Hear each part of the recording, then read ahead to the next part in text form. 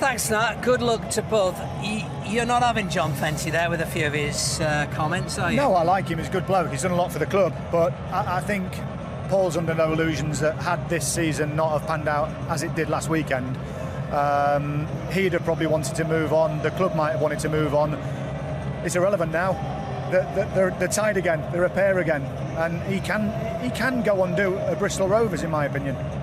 And listening to David Bosomworth there, and I guess the one thing that I didn't get around to asking Jim was about his own future, whether he's happy now, plying his trade in the National League North. But that point about sort of hitting the wall, rapid progress on the field, not necessarily backed up by it off the field in terms of resources increasing, etc., etc. It's a tricky old situation for Halifax going into the future.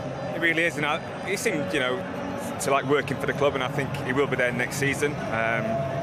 Very good record when he came in this season, but unfortunately it just wasn't enough. So relegation's tough. I mean, I've had a couple of relegations in my time, and it's tough for the club as a whole. People will lose jobs, and you have to restructure totally, and get the club running the right way. So it's a brilliant club, and I'm sure he'll be there next year, and you'd have to fancy him to come back with the size of that club for that league as well. And sometimes you need to go backwards to go forwards, and as Peter Beadle said, maybe, the misery that Hereford FC will take into the close season.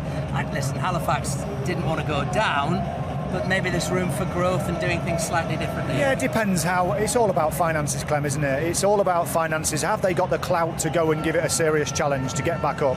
If they have, then it's possible. But if it's tight on the money, it's going to be a tough season.